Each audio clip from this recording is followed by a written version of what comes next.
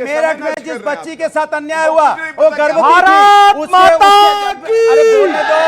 नमस्ते सदा मेरी बात हो जाए, मेरी बात हो जाए, मेरी बात हो जाए, तो हम अरे मेरी बात हो जाए, ये कैसे तो चलेगा यार? डरते मेरी बात ही नहीं हो पाई पूरी। नमस्ते नमस्ते भारत माता की। राष्ट्रीय स्वयंसेवक संघ के 100 वर्ष पूर्ण होने पर एक मुसलमान राष्ट्रीय स्वयंसेवक संघ की बात कर रहा है। क्यों? यही तो मैं भारत का नागरिक नहीं हूं, मैं भारत का नागरिक हूं। और आरएसएस की यही परिभाषा है जो कि हिमालय पर्वत से लेकर हिंद महासागर तक जो भी व्यक्ति है हिंदुस्तानी है, हिंदू है, भारतीय है, और उस श्रेणी में मैं भी भारतीय हूं।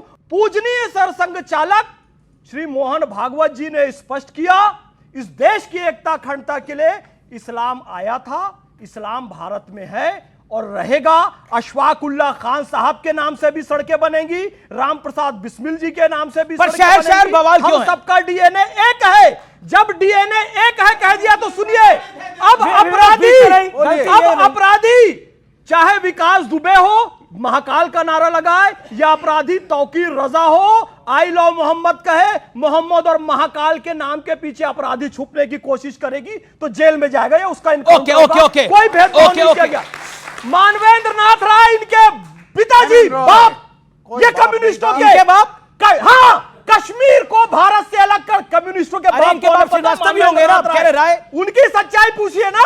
ये मानवेंद्र नाथ राय कश्मीर को भारत से अलग सच्चाई है। मेरा निवेदन है बाप पे ना जाए, बाप पे ना जाए किसी के। जब तिरंगा फंस जाता है ना ऊपर, आरएसएस का कल्चर है ये बाप पे, माँ पे, बहन पे जाना। तो संघ का स्वयंसेवक जाता है, उनपे भी आपत्ति कर लीजिए। वैचारिक बाप है इनका। कश्मीर को तोड़ोगे तुम्हारी इनका वैचारिक बाप है। मानवेंद्र नाथ राय का वैचारिक बाप है। कश्मीर को तोड़ना चाहता था, ये संघ पर आरोप अरे आपने तो 52 साल तक तिरंगा नहीं फहराया था। आरएसएस के हेडक्वार्टर पर 52 साल तक तिरंगा नहीं फहराया। बताइए आप बता रहे हैं यहाँ पे आप बैठ के, 52 साल तक तिरंगा क्यों नहीं फहराया? तिरंगा क्यों नहीं फहराया? 52 साल तिरंगा क्यों नहीं फहराया? करने लगे। आम नागरिक को तिरंगा नहीं फहरा पाए, कर रहे हैं। ओके सदाब चौहान, अब बोलिए आप। देखिए, बरेली के अंदर जो हुआ या कहीं भी कुछ भी होता है, हम हमेशा कभी भी वायलेंस को समर्थन नहीं करते और कानून को हाथ में लेने का किसी के लिए भी हम समर्थन नहीं करते।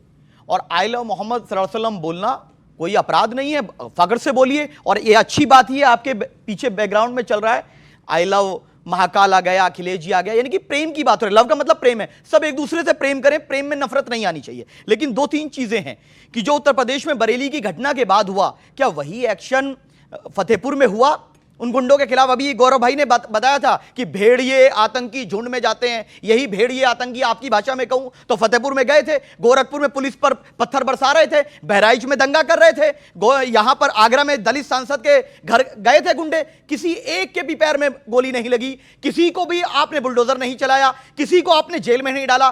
कानून का दुरुपयोग सिर्फ मुसलमानों पर करेंगे अगर मुसलमान उसमें शामिल है। और ये घर और मकान या दुकान जो है गैर कानूनी है, ये कैसे पता चलता है? जब कोई घटना घट जाती है तब पता चलता है। अगर आरोपी कोई आरोप करता, कोई घटना में शामिल होता है, उसको सजा दीजिए। तो हम तो ऐसा हो चुके हैं कि ये हम लोग को मिटा देना चाहते हैं, सेकंड क्लास सिटीजन बनाना चाहते हैं। तो सेकुलर पार्टीज हमारे पॉलिटिकल रिप्रेजेंटेशन को खत्म करना चाहती हैं। सेकुलर पार्टी क्या करना चाहती हैं? वो हमारे रिप्रेजेंटेशन को खत्म करना चाहती हैं। तो समाजवादी पार्टी रिप्रेजेंटेशन खत्म कर रही है आप। अनुराग भाई तो बोलते हैं कि क्या जरूरत है आई लव मोहम्मद का पोस्टर दिखाने की। दूसरी चीज ये है कि बिहार में तेजस्वी यादव जी मुख्यमंत्री बनेंगे, यहां पर अखिलेश यादव जी बनेंगे। हमने कहा कि आप हमें 6 सीट दे दीजिए बिहार में, तो हम खराब हो गए। हम लोगों का नहीं, आप चुनाव मत लड़िए। ये मुसलमान प्राइवेट प्रॉपर्टी है, मुस्लिम वोट प्राइवेट प्रॉपर्टी है, वोटिंग मशीन समझते हैं हमको। हम अपने अधिकारों की बात कर रहे हैं। हम ना तो कानून को हाथ में लेने का समर्थन करते हैं, लेकिन कानून का अगर कोई दुरुपयोग करेगा हम उसके खिलाफ। सवाल पर आऊंगा अनुराग, आपके पास आऊंगा, लेकिन पहले गौरव भाटिया जवाब। Thank you. सबसे पहले इन्हीं से शुरुआत करते हैं। सेक्युलर पार्टी बताते हैं, लेकिन पार्टी के नाम में ही मुस्लिमीन है। आप बताइए कैसी सेक्युलर पार्टी है, आप बताइए। दूसरा, अरे चुनाव आयोग में छोटे भाई हैं, मुस्कुराते हैं, अच्छा लगता है, लेकिन कह रहे थे कि देखिए नफरत की राजनीति बिल्कुल नहीं होनी चाहिए। और इन्हीं का एक ट्वीट है, और आपको पता है जब ज्ञानवापी का मामला चल रहा था तो ये फुटपाथ पे जो लगे थे तो बता रहे थे ये शिवलिंग है। इसके नीचे का भी, इसके नीचे वाला भी दिखाइए। बीच में एक करके मैं इतना ही कहना चाहता हूं, देखिए हिंदू जो है सबसे सहिष्णु है, और इसीलिए हम लोग की इज्जत है। हम किसी के खुदा के लिए इस तरह का ना ट्वीट करेंगे, ना ऐसे शब्द बोलेंगे, और हम बहुसंख्यक होके भी पंथ निरपेक्षता को संविधान पे रखते हैं। ये हमारा हिंदुत्व है। तीसरी बात देखिए, ओके, 20 सेकंड, थैंक यू। अब अच्छा, इधर भी तो निपटा लें, ये एक विकेट गिर गया, अभी बाकी है। एक करके शदाब चौहान का काउंटर बॉल है, शदाब का काउंटर बॉल है। साइकिल टूटी है, इसके बाद में आएंगे। लेकिन अभी मैं सुन रहा था, हमारे साथी हैं विवेक भाई कुछ कह रहे थे कम्युनिस्ट कौन है? कम्युनिस्ट वो है, भारत और चीन का युद्ध होता है तो वो भारतीयों को कहता है खून मत देना, क्योंकि हम चीन के साथ खड़े हक्का नूडल्स खा रहे हैं। और कौन है कम्युनिस्ट? कम्युनिस्ट वो है, जब नक्सलाइट मारा गया था ये मई 2025, तो इन्होंने कहा जो सेना ने नक्सलाइट को मारा है तो ये मर्डर है, हम सेना की निंदा करते हैं।